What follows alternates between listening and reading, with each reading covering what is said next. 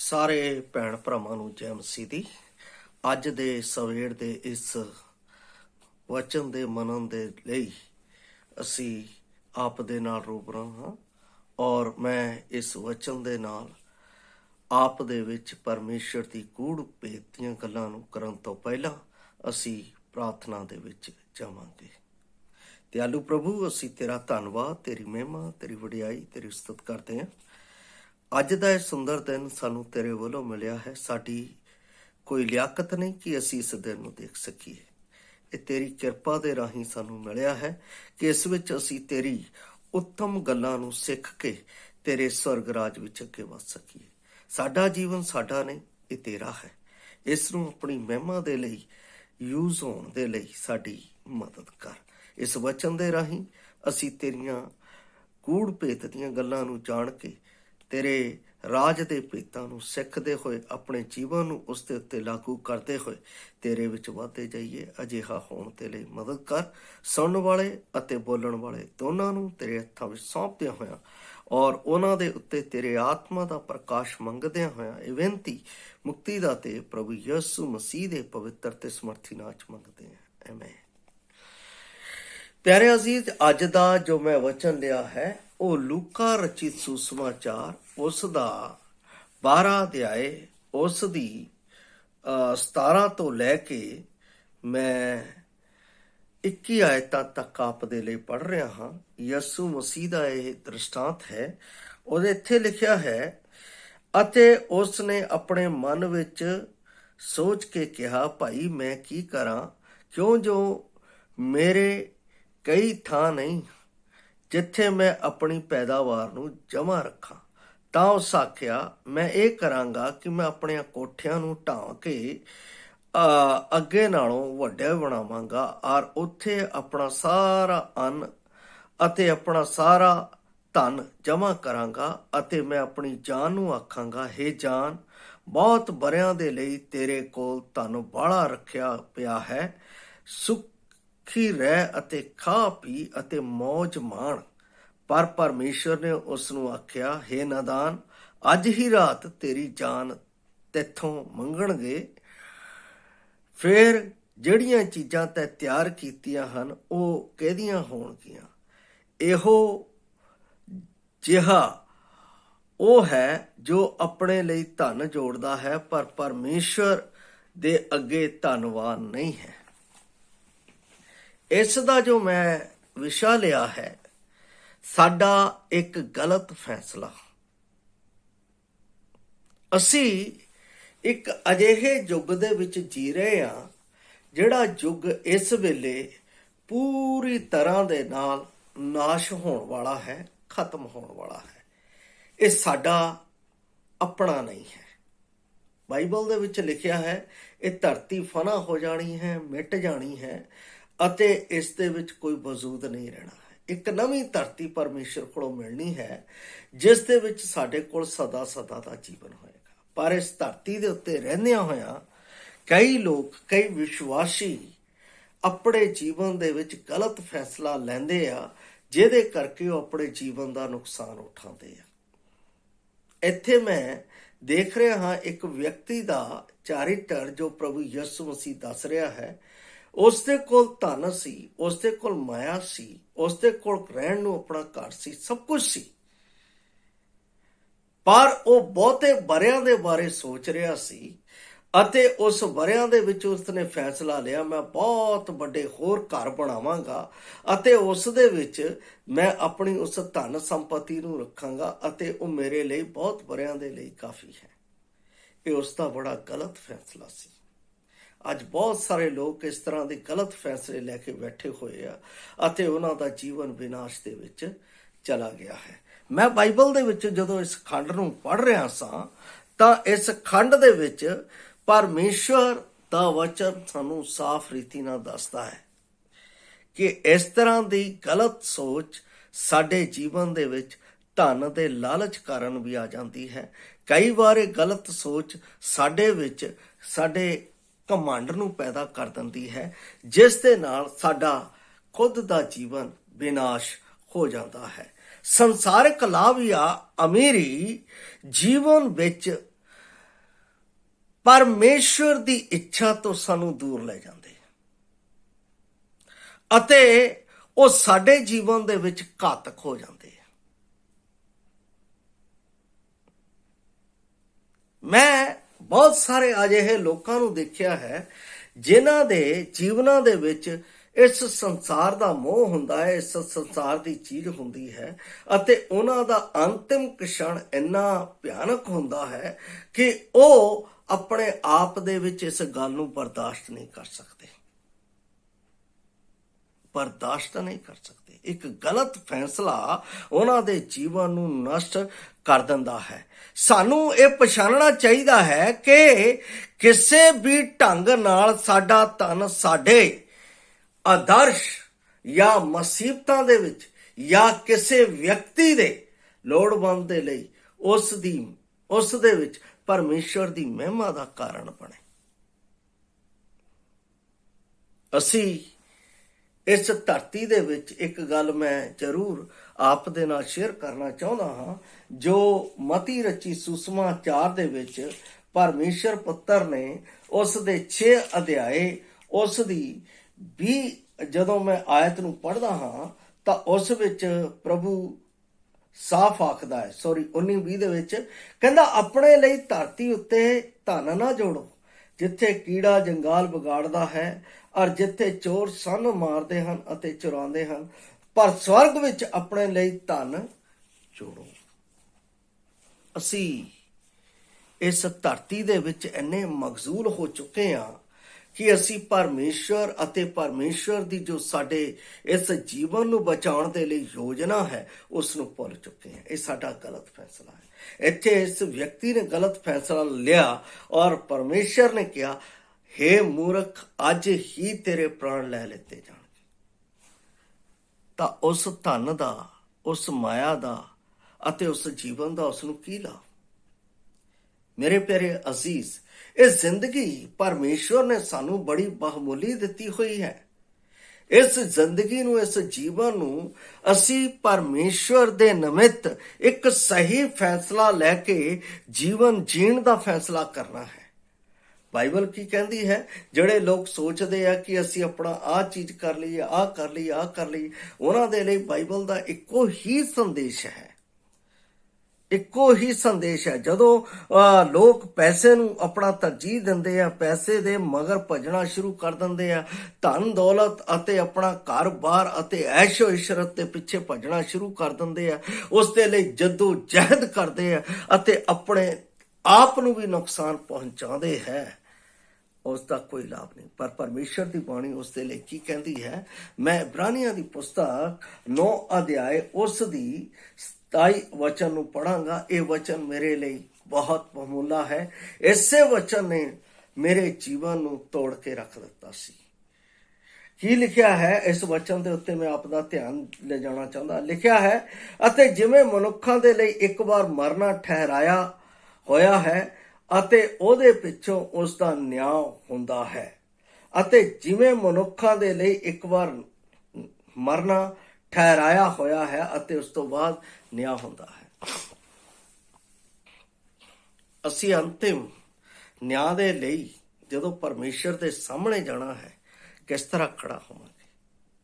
ਇੱਕ ਗਲਤ ਫੈਸਲੇ ਦੇ ਨਾਲ ਮੈਂ ਆਪਣੇ ਜੀਵਨ ਦੇ ਵਿੱਚ ਆਪਣੇ ਆਤਮਿਕ ਆਨੰਦ ਨੂੰ ਖੋ ਰਿਹਾ ਹਾਂ, ਆਪਣੀ ਆਤਮਿਕ ਸ਼ਾਂਤੀ ਨੂੰ ਖੋ ਰਿਹਾ ਹਾਂ, ਆਪਣੇ ਆਤਮਿਕ ਪਰਮੇਸ਼ਵਰ ਦੇ ਪ੍ਰੇਮ ਨੂੰ ਖੋ ਰਿਹਾ ਹਾਂ, ਆਪਣੇ ਆਤਮਿਕ ਪਰਮੇਸ਼ਵਰ ਦੇ ਸਵਰਗ ਰਾਜ ਦੇ ਅਨੰਤ ਜੀਵਨ ਨੂੰ ਖੋ ਰਿਹਾ ਹਾਂ ਗਲਤ ਫੈਸਲੇ ਦੇ ਨਾਲ।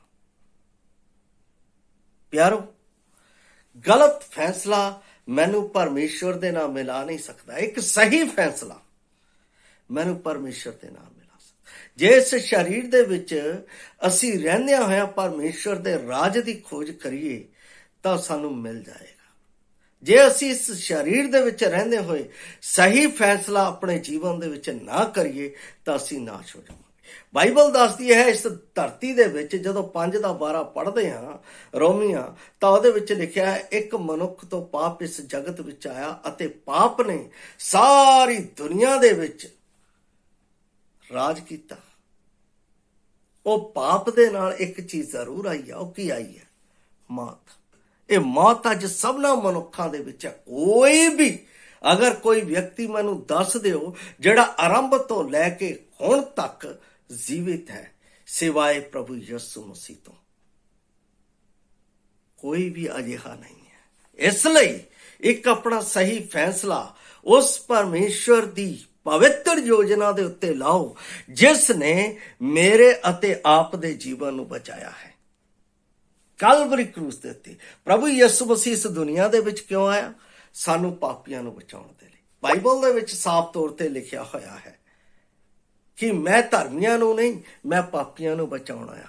ਪ੍ਰਭੂ ਯਿਸੂ ਮਸੀਹ ਦੇ ਜਨਮ ਦੇ ਸਮੇਂ ਹੀ ਪਵਿੱਤਰ ਦੂਤ ਨੇ ਜੋ ਉਸ ਮਰੀਅਮ ਦੇ ਸਾਹਮਣੇ ਪ੍ਰਗਟ ਹੋਇਆ ਸੀ, ਉਸਨੇ ਵੀ ਆਖਿਆ ਜੋ ਤੇਰੀ ਕੁੱਖ ਦੇ ਵਿੱਚ ਹੈ ਉਹ ਪਵਿੱਤਰ ਆਤਮਾ ਤੋਂ ਹੈ, ਤੂੰ ਉਸ ਦਾ ਨਾਮ ਯਿਸੂ ਰੱਖੀ, ਉਹ ਆਪਣੇ ਲੋਕਾਂ ਨੂੰ ਪਾਪਾਂ ਤੋਂ ਬਚਾਵੇਗਾ। ਇੱਕ ਸਹੀ ਅਤੇ ਸਾਡੇ ਜੀਵਨ ਨੂੰ ਬਚਾਉਣ ਵਾਲਾ ਸਹੀ ਫੈਸਲਾ ਯਿਸੂ ਮਸੀਹ ਦੇ ਕੋਲ ਆਉਣਾ ਹੈ। ਜੇ ਤੁਸੀਂ ਆਪਣੇ ਜੀਵਨ ਨੂੰ ਬਚਾਉਣਾ ਚਾਹੁੰਦੇ ਹੋ, ਜੇ ਤੁਸੀਂ ਆਪਣੇ ਜੀਵਨ ਨੂੰ ਯਿਸੂ ਮਸੀਹ ਦੇ ਕੋਲ ਲੈ ਕੇ ਆਉਣਾ ਚਾਹੁੰਦੇ ਹੋ, ਤਾਂ ਤੁਹਾਡਾ ਸਹੀ ਫੈਸਲਾ ਹੋਵੇਗਾ ਔਰ ਤੁਹਾਡੇ ਲਈ ਉਹ ਸਹੀ ਘਰ ਹੋਵੇਗਾ ਔਰ ਤੁਹਾਡੇ ਲਈ ਉਹ ਸਹੀ ਪਰਮੇਸ਼ਵਰ ਦਾ ਘਰ ਰਹਿਣ ਵਾਲਾ ਅਧਿਕਾਰ ਹੋਵੇਗਾ ਜਿਸ ਦੇ ਵਿੱਚ ਸਦਾ ਸਦਾ ਦੀ ਜ਼ਿੰਦਗੀ ਹੈ। ਇਹ ਧਰਤੀ ਫਨਾ ਹੋ ਜਾਣੀ ਹੈ, ਇਹ ਜੀਵਨ ਫਨਾ ਹੋ ਜਾਣਾ। ਜਿਹੜਾ ਕੋਈ ਕਹਿੰਦਾ ਮੈਂ ਇਸ ਜੀਵਨ ਦੇ ਵਿੱਚ ਹੋ ਕੇ ਰਹਿਣਾ ਹੈ, ਗਲਤ। ਵਿਸ਼ਵਾਸੀਆਂ ਦੇ ਫੈਸਲੇ ਵੀ ਗਲਤ ਹੋ ਜਾਂਦੇ ਆ। ਕਈ ਵਿਸ਼ਵਾਸੀ ਕਿਸੇ ਵਿਸ਼ਵਾਸੀ ਦੀ ਗੱਲ ਸੁਣ ਕੇ ਉਸ ਦੇ ਜੀਵਨ ਨੂੰ ਛੱਡ ਦਿੰਦੇ ਆ, ਉਸ ਤੋਂ ਦੂਰ ਹੋ ਜਾਂਦੇ। ਅੱਛਾ ਭਾਜੀ, ਮੈਂ ਇੱਕ ਚੀਜ਼ ਦੇ ਉੱਤੇ ਫੈਸਲਾ ਕਰਦਾ ਹਾਂ, ਜਦੋਂ ਅਸੀਂ ਆਮਣੇ ਸਾਹਮਣੇ ਹੋਵਾਂਗੇ ਤਾਂ ਕੀ ਅਸੀਂ ਉਸ ਨੂੰ ਫੇਸ ਕਰ ਸਕਾਂਗੇ? ਬਾਈਬਲ ਦੱਸਦੀ ਹੈ ਅਸੀਂ ਸ਼ਰਮਿੰਦੇ ਹੋ ਜਾਵਾਂਗੇ, ਅਸੀਂ ਸ਼ਰਮਿੰਦੇ ਹੋ ਜਾਵਾਂਗੇ। ਪਰਮੇਸ਼ਵਰ ਦੀ ਪਵਿੱਤਰਤਾ ਦੇ ਲਈ, ਪਰਮੇਸ਼ਵਰ ਦੇ ਪਵਿੱਤਰ ਫੈਸਲਿਆਂ ਦੇ ਲਈ ਮੈਨੂੰ ਆਪਣੇ ਆਪ ਨੂੰ ਪਰਮੇਸ਼ਵਰ ਦੇ ਅੱਗੇ ਖੁੱਲ੍ਹਾ ਰੱਖਣਾ ਹੈ। ਅਸੀਂ ਆਪਣੇ ਭਰਾਵਾਂ ਤੋਂ ਕੋਈ ਗੱਲ ਛੁਪਾ ਨਹੀਂ ਸਕਦੇ, ਇਹ ਗਲਤ ਫੈਸਲਾ ਹੈ। ਅਸੀਂ ਆਪਣੇ ਭਰਾਵਾਂ ਤੋਂ ਕੁਝ ਵੀ ਜੋ ਪਰਮੇਸ਼ਵਰ ਦੇ ਲਈ ਅਸੀਂ ਉਸ ਦੇ ਸਨਮੁਖ ਕਰ ਰਹੇ ਹਾਂ, ਉਸ ਨੂੰ ਅਸੀਂ ਓਪਨ ਕਰਦੇ ਹਾਂ। ਪ੍ਰਭੂ ਯਿਸੂ ਮਸੀਹ ਦੀ ਯੋਜਨਾ ਉਸ ਦੇ ਇਸ ਦੁਨੀਆ ਦੇ ਵਿੱਚ ਆਉਣ ਦੀ ਖੁੱਲ੍ਹਮ ਖੁੱਲੀ ਹੋਈ ਹੈ। ਉਹ ਕੋਈ ਛੁਪੀ ਹੋਈ ਘਟਨਾ ਨਹੀਂ ਹੈ, ਪਰ ਉਸ ਦੇ ਵਿੱਚ ਜੀਵਨ ਹੈ, ਉਸ ਦੇ ਵਿੱਚ ਸਹੀ ਨਿਰਣੇ ਹੈ। ਇਸ ਲਈ ਇਹ ਵਚਨ ਕਹਿੰਦਾ ਹੈ ਜੇ ਅਸੀਂ ਗਲਤ ਫੈਸਲਾ ਕਰਦੇ ਹਾਂ ਕਿ ਹਾਂ ਮੈਂ ਆਪਣੇ ਲਈ ਸਭ ਕੁਝ ਕਰੂੰਗਾ, ਆਹ ਕਰੂੰਗਾ, ਉਹ ਕਰੂੰਗਾ, ਗਲਤ ਹੈ। ਮੈਂ ਆਪਣੇ ਜੀਵਨ ਦੇ ਬਾਰੇ ਆਪ ਨੂੰ ਦੱਸ ਚੁੱਕਾ। ਮੈਂ ਅੱਛੀ ਐਜੂਕੇਸ਼ਨ ਪ੍ਰਾਪਤ ਕੀਤੀ ਹੈ, ਅੱਛਾ ਮੇਰੇ ਕੋਲ ਬਿਜ਼ਨਸ ਇੱਕ ਲਾਈਨ ਸੀ, ਪਰ ਮੈਂ ਇਹ ਨਹੀਂ ਸੀ ਸੋਚਿਆ ਕਿ ਮੈਂ ਇਸ ਪਾਸੇ ਨੂੰ ਆਵਾਂਗਾ। ਇੱਕ ਦਿਨ ਮੇਰੇ ਭਰਾ ਨੇ ਮੈਨੂੰ ਇਸੇ ਤਰ੍ਹਾਂ ਵਚਨ ਦਿੱਤਾ ਅਤੇ ਉਸ ਨੇ ਮੈਨੂੰ ਛੱਡ ਦਿੱਤਾ, ਫੈਸਲਾ ਤੇਰੇ ਹੱਥ ਦੇ ਵਿੱਚ। ਮੈਂ ਸਹੀ ਫੈਸਲਾ ਲਿਆ। ਅੱਜ ਪ੍ਰਭੂ ਦੇ ਵਿੱਚ ਆਪ ਲੋਕਾਂ ਦੇ ਸਾਹਮਣੇ ਹਾਂ ਔਰ ਇੱਕ ਆਨੰਦ ਦਾ ਜੀਵਨ ਹੈ, ਇੱਕ ਸ਼ਾਂਤੀ ਦਾ ਜੀਵਨ ਹੈ, ਇੱਕ ਪਰਮੇਸ਼ਵਰ ਦੇ ਪਿਆਰ ਨਾਲ ਭਰਿਆ ਹੋਇਆ ਜੀਵਨ ਹੈ, ਇੱਕ ਪਰਮੇਸ਼ਵਰ ਦੇ ਸਦਾ ਦੇ ਦਿੱਤੇ ਹੋਏ ਜੀਵਨ ਦਾ ਜੀਵਨ ਹੈ, ਜਿਸ ਵਿੱਚ ਮੈਨੂੰ ਇਹ ਆਸ ਹੈ ਭਾਵੇਂ ਮੈਂ ਮਰ ਵੀ ਜਾਵਾਂ ਤਾਂ ਵੀ ਮੈਂ ਮਸੀਹ ਯਿਸੂ ਦੇ ਵਿੱਚ ਜੀਵੰਤ ਹੋਵਾਂਗਾ। ਪ੍ਰਭੂ ਨੇ ਕਿਹਾ ਹੈ ਜਿੱਥੇ ਮੈਂ ਹਾਂ ਉੱਥੇ ਤੁਸੀਂ ਵੀ ਹੋਵੋ। ਇਹਦਾ ਮਤਲਬ ਜੀਵੰਤ ਜਗ੍ਹਾ। ਕਿਸੇ ਨੇ ਵੀ ਇਹ ਵਾਅਦਾ ਮੇਰੇ ਨਾਲ ਨਹੀਂ ਕੀਤਾ ਜੋ ਬਾਈਬਲ ਦੇ ਵਿੱਚ ਮੇਰੇ ਨਾਲ ਕੀਤਾ। ਔਰ ਜਦੋਂ ਮੈਂ ਸਹੀ ਫੈਸਲਾ ਲਿਆ ਤਾਂ ਅੱਜ ਇਸ ਸਹੀ ਫੈਸਲੇ ਦੇ ਵਿੱਚ ਮੈਂ ਆਨੰਦਿਤ ਹਾਂ। ਕੀ ਤੁਸੀਂ ਆਨੰਦਿਤ ਹੋ ਇਸ ਫੈਸਲੇ ਦੇ ਵਿੱਚ? ਤੁਸੀਂ ਇਸ ਗੱਲ ਨੂੰ ਐਕਸੈਪਟ ਕੀਤਾ ਹੈ ਕਿ ਪ੍ਰਭੂ ਯਿਸੂ ਮਸੀਹ ਮੇਰੇ ਪਾਪੀ ਦੇ ਲਈ ਮਾਰਿਆ ਗਿਆ, ਮੇਰੇ ਪਾਪੀ ਦੇ ਲਈ ਦਫਨ ਕੀਤਾ ਗਿਆ ਅਤੇ ਮੇਰੇ ਪਾਪੀ ਨੂੰ ਜੀਵੰਤ ਕਰਨ ਦੇ ਲਈ ਉਹ ਤੀਸਰੇ ਦਿਨ ਜੀ ਉੱਠਿਆ। ਅੱਜ ਜ਼ਿੰਦਾ ਪ੍ਰਭੂ ਹੈ, ਕੋਈ ਵੀ ਜੀਵੰਤ ਨਹੀਂ ਸਿਵਾਏ ਪ੍ਰਭੂ ਯਿਸੂ ਮਸੀਹ ਤੋਂ। ਸਾਰੇ ਸ਼ਾਸਤਰਾਂ ਦੇ ਵਿੱਚ ਮੈਂ ਇਹ ਪੜ੍ਹਦਾ ਹਾਂ। ਮੇਰਾ ਪਰਮੇਸ਼ਵਰ ਜਿਸ ਨੇ ਮੈਨੂੰ ਜੀਵੰਤ ਜੀਵਨ ਦਿੱਤਾ ਹੈ ਉਹ ਜੀਵੰਤ ਹੈ। ਅੱਜ ਆਪ ਦੇ ਕੋਲ ਫੈਸਲਾ ਕਰਨ ਦੀ ਘੜੀ ਹੈ। ਬਾਈਬਲ ਦੱਸਦੀ ਹੈ ਕਿ ਰਸੂਲਾਂ ਨੇ ਵੀ, ਇਸ ਰਸੂਲਾਂ ਦੇ ਕਰਤੱਵ ਦੇ ਵਿੱਚ ਵੀ ਪਰਮੇਸ਼ਵਰ ਨੇ ਇੱਕ ਗੱਲ ਕਹੀ ਸੀ, ਮੈਂ ਉਹ ਵੀ ਪੜ੍ਹਨਾ ਚਾਹੁੰਦਾ ਹਾਂ। 10:42 ਰਸੂਲਾਂ ਦੇ ਕਰਤੱਵ 10:42।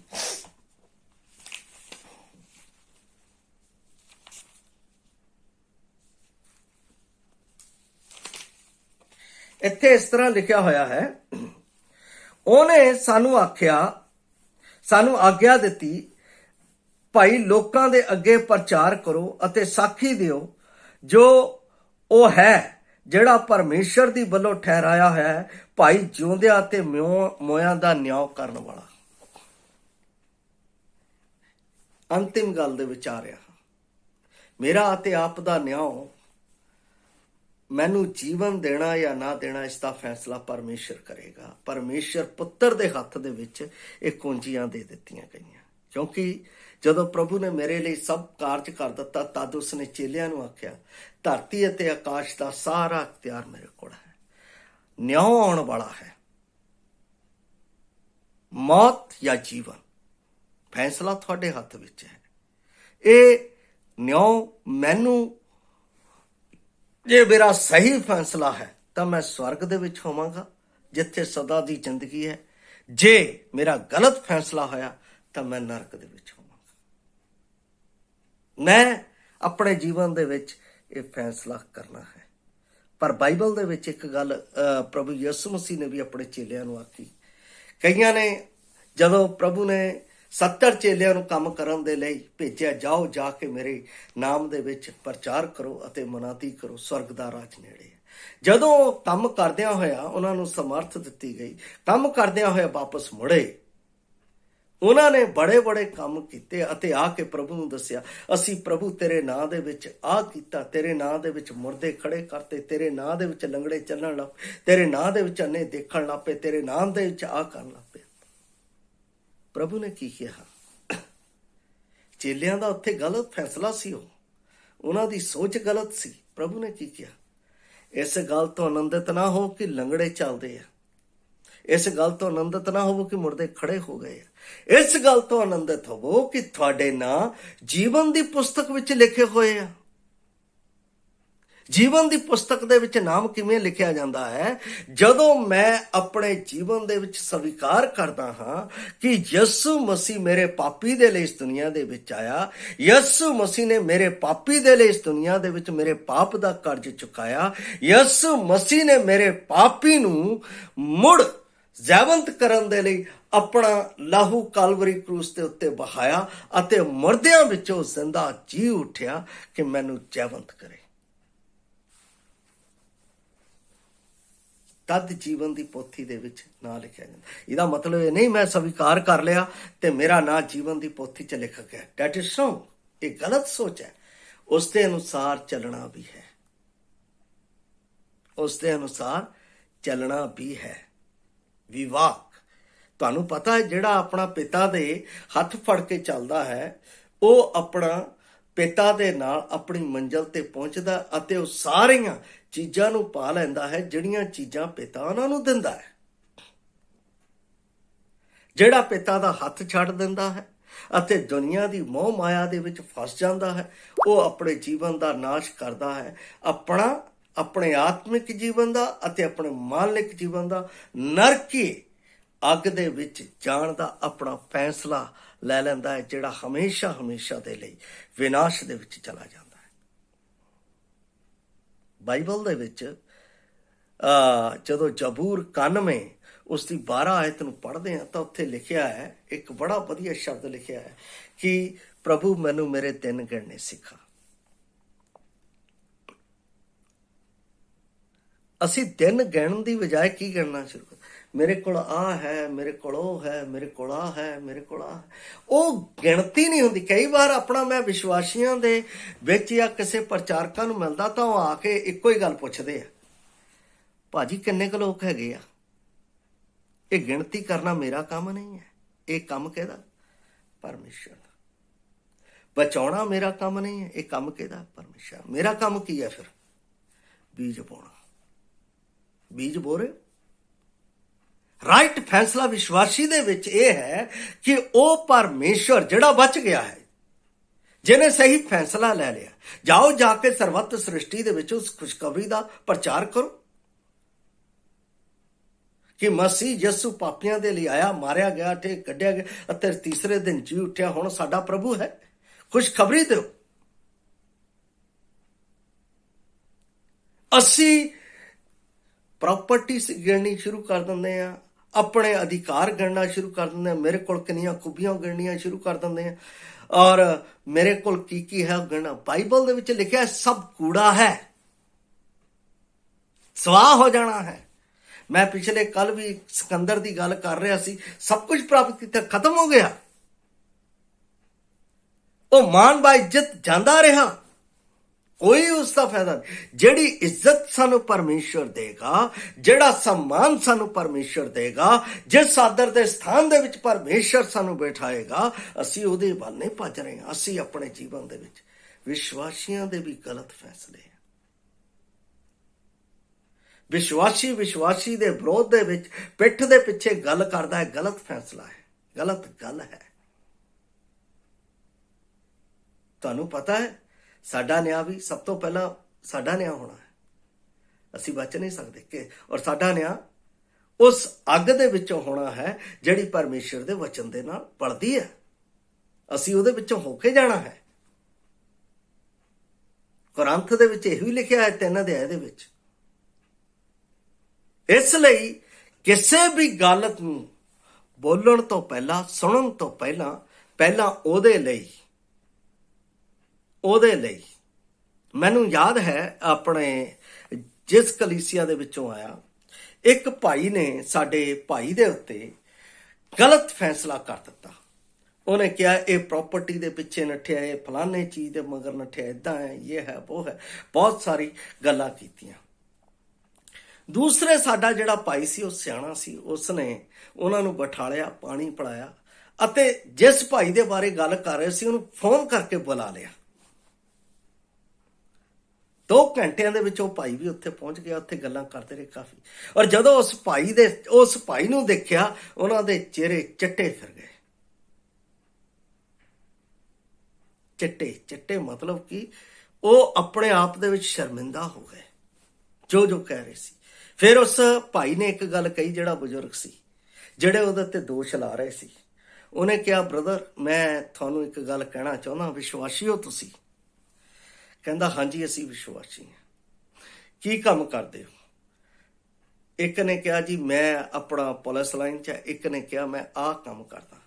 ਉਹਨੇ ਕਿਹਾ ਤੁਹਾਨੂੰ ਸੈਲਰੀ ਕਿੱਥੋਂ ਆਉਂਦੀ ਹੈ?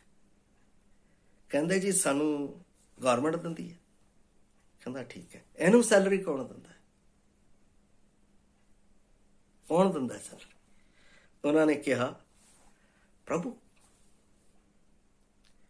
ਤੇ ਪ੍ਰਭੂ ਇਹਨੂੰ 10 ਦੇਵੇ, ਚਾਹੇ 100 ਦੇਵੇ, ਚਾਹੇ ਲੱਖ ਦੇਵੇ, ਚਾਹੇ ਕੁਛ ਵੀ ਨਾ ਦੇਵੇ, ਉਹ ਇਹਦਾ ਹੈ। ਇਹਦੇ ਤੇ ਤੁਸੀਂ ਸਵਾਲ ਨਹੀਂ ਕਰ ਸਕਦੇ, ਕਿਉਂਕਿ ਇਸ ਦਾ ਲੇਖਾ ਇਹਨੇ ਦੇਣਾ, ਤੁਸੀਂ ਨਹੀਂ ਦੇਣਾ। ਪਿਆਰੋ, ਵਿਸ਼ਵਾਸੀ ਦੇ ਵਿੱਚ ਆਮਣੇ ਸਾਹਮਣੇ ਦੀ ਗੱਲ ਹੋਣੀ ਚਾਹੀਦੀ, ਪਿੱਠ ਪਰਦਾ ਨਹੀਂ ਹੋਣਾ ਚਾਹੀਦਾ। ਜਦੋਂ ਪਰਦਾ ਹੁੰਦਾ ਹੈ ਤਾਂ ਅਸੀਂ ਨਿਰਾਸ਼ ਹੁੰਦੇ ਹਾਂ, ਤਾਂ ਅਸੀਂ ਗਲਤ ਫੈਸਲਾ ਲੈ ਬੈਠਦੇ ਹਾਂ। ਉਸ ਗਲਤ ਦੇ ਵਿੱਚ ਫੈਸਲੇ ਦੇ ਵਿੱਚ ਕੋਹਾਂ ਦੂਰ ਚਲੇ ਜਾਂਦੇ ਹਾਂ। ਇੱਕ ਭਰਾ ਨੇ ਮੇਰੇ ਬਾਰੇ ਕਿਤੇ ਗਲਤ ਗੱਲ ਕਰ ਦਿੱਤੀ। 8 ਸਾਲ ਤੱਕ ਉਹਨਾਂ ਨੇ ਮੇਰੇ ਨਾਲ ਗੱਲਬਾਤ ਨਹੀਂ ਕੀਤੀ, ਔਰ 8 ਸਾਲ ਤੱਕ ਨਾ ਮੈਨੂੰ ਉਹਨਾਂ ਦੇ ਪ੍ਰਾਰਥਨਾ ਦਾ ਕੋਈ ਬਲ ਅਤੇ ਫਲ ਨਹੀਂ ਸੀ ਆ ਰਿਹਾ। ਮੈਂ ਆਪਣੇ ਕੰਮ ਦੇ ਵਿੱਚ ਲੱਗਾ ਰਿਹਾ, ਇਸ ਗੱਲ ਦਾ ਮੈਨੂੰ ਵੀ ਪਤਾ ਨਹੀਂ। 8 ਸਾਲ ਬਾਅਦ ਮੇਰੀ ਸੇਵਾ ਦਾ ਉਹਨਾਂ ਦੇ ਕੋਲ ਕਿਸੇ ਦੇ ਥਰੂ ਮੇਰਾ ਉਸ ਜਗ੍ਹਾ ਦੇ ਉੱਤੇ ਕਿਸੇ ਨੇ ਗਵਾਹੀ ਦਿੱਤੀ, ਔਰ ਉਹਨਾਂ ਨੇ ਆ ਕੇ ਦੇਖਿਆ। 8 ਸਾਲ ਬਾਅਦ ਉਹ ਬੰਦੇ ਮੈਨੂੰ ਮਿਲੇ, ਕਹਿੰਦੇ ਬ੍ਰਦਰ ਸਾਡਾ ਇੱਕ ਫੈਸਲਾ ਇੰਨੀ ਦੂਰੀ ਤੇ ਤੱਕ ਚੱਲ ਗਿਆ, ਔਰ ਅਸੀਂ ਇਹ ਨਹੀਂ ਸੀ ਸਮਝ ਰਹੇ ਸਾਡੇ ਜੀਵਨ ਦੇ ਵਿੱਚ ਘਟਨਾ ਵਾਰ-ਵਾਰ ਕਿਉਂ ਘਟ ਰਹੀ ਹੈ। ਘਟਨਾ ਕੀ, ਕੁਛ ਨਾ ਕੁਛ ਉਹਨਾਂ ਦੇ ਜੀਵਨ ਦੇ ਵਿੱਚ ਆਪਣੇ ਜੀਵਨ ਦੇ ਆਤਮਿਕ ਜੀਵਨ ਦੇ ਗ੍ਰਾਫ ਦੇ ਵਿੱਚ ਗਿਰਾਵਟ ਆ ਰਹੀ ਸੀ। ਔਰ ਜਦੋਂ ਮਿਲੇ, ਉਹਨਾਂ ਨੇ ਮੇਰੇ ਨਾਲ ਗੱਲ ਸ਼ੇਅਰ ਕੀਤੀ, ਤਾਂ ਉਹ ਕਹਿੰਦੇ ਅਸੀਂ 8 ਸਾਲਾਂ ਦੇ ਨਾਲ ਜੋ ਅਸੀਂ ਗੈਪ ਕੀਤਾ ਉਸ ਨੂੰ ਪੂਰਾ ਕਰਨਾ। मैं कहा नहीं ब्रदर, ਉਹ ਪਰਮੇਸ਼ਰ ਪੂਰਾ ਕਰੇਗਾ, ਤੁਸੀਂ ਨਹੀਂ ਕਰਨਾ। ਪਰ ਤੁਸੀਂ ਭਰਾਪਣ ਦਾ ਪਿਆਰ ਪੈਦਾ ਕਰੋ ਜਿਹੜਾ ਪਰਮੇਸ਼ਰ ਨੇ ਤੁਹਾਨੂੰ ਅਤੇ ਮੈਨੂੰ ਕਰਨ ਨੂੰ ਕਿਹਾ ਹੈ। ਜਾਓ ਇੱਕ ਦੂਜੇ ਨਾਲ ਪਿਆਰ ਕਰੋ, ਇਸ ਤੋਂ ਲੋਕ ਜਾਣਨਗੇ ਤੁਸੀਂ ਮੇਰੇ ਚੇਲੇ ਹੋ। ਆਪਣੇ ਜੀਵਨ ਦੇ ਵਿੱਚ ਕਦੇ ਵੀ ਕੋਈ ਵੀ ਗਲਤ ਫੈਸਲਾ ਨਾ ਲਓ ਜਿਸ ਦੇ ਨਾਲ ਅਸੀਂ ਪਰਮੇਸ਼ਵਰ ਦੇ ਉਸ ਆਸ਼ੀਸ਼ ਤੋਂ ਜਿਹੜਾ ਉਸਨੇ ਸਾਡੇ ਜੀਵਨ 'ਚ ਦਿੱਤਾ ਹੈ ਅਸੀਂ ਵਾਂਝੇ ਹੋ ਜਾਈਏ। ਹੁਣ ਮੈਂ ਅੰਤਿਮ ਗੱਲ ਆਪ ਨੂੰ ਇਹ ਕਹਿਣਾ ਚਾਹੁੰਦਾ ਹਾਂ, ਕੱਲ ਕੀ ਹੋਵੇਗਾ ਅਸੀਂ ਨਹੀਂ ਜਾਣਦੇ, ਪਰ ਬਾਈਬਲ ਦੱਸਦੀ ਹੈ ਕੱਲ ਦੀ ਚਿੰਤਾ ਨਾ ਕਰ, ਕੱਲ ਆਪਣੀ ਚਿੰਤਾ ਆਪ ਕਰ ਲਏਗਾ। ਇਸ ਲਈ ਆਪ ਦੇ ਲਈ ਇਹ ਬਹੁਤ ਜ਼ਿਆਦਾ ਮਹੱਤਵਪੂਰਨ ਹੈ ਕਿ ਆਪ ਦਾ ਜੀਵਨ ਪਰਮੇਸ਼ਰ ਦੀ ਇੱਛਾ ਦੇ ਅਨੁਰੂਪ ਬਤੀਤ ਹੋਵੇ। ਇਸ ਲਈ ਆਪਣੇ ਜੀਵਨ ਨੂੰ ਸਵਰਗੀ ਰਾਜ ਵੱਲ ਜਾਣ ਤੋਂ ਉਹਨੂੰ ਟਾਲੋ ਨਾ।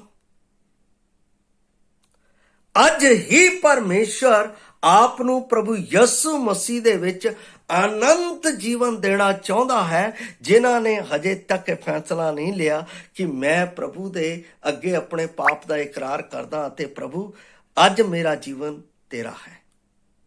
ਇਹ ਮਹੱਤਵਪੂਰਨ ਫੈਸਲਾ ਕਰਨ ਦੀ ਘੜੀ ਆਪ ਦੇ ਕੋਲ ਹੈ। ਉਸ ਦੇ ਅਦਭੁਤ ਸੰਦੇਸ਼ ਦੇ ਲਈ, ਉਸ ਦੇ ਅਦਭੁਤ ਆਪ ਦੇ ਲਈ ਜੋ ਉਸਨੇ ਸਵਰਗ ਦੇ ਵਿੱਚ ਇੱਕ ਸੱਚਾ ਅਤੇ ਮਹੱਤਵਪੂਰਨ ਜੀਵਨ ਰੱਖਿਆ, ਉਸ ਨੂੰ ਪਾਉਣ ਦੇ ਲਈ ਆਪ ਫੈਸਲਾ ਕਰੋ।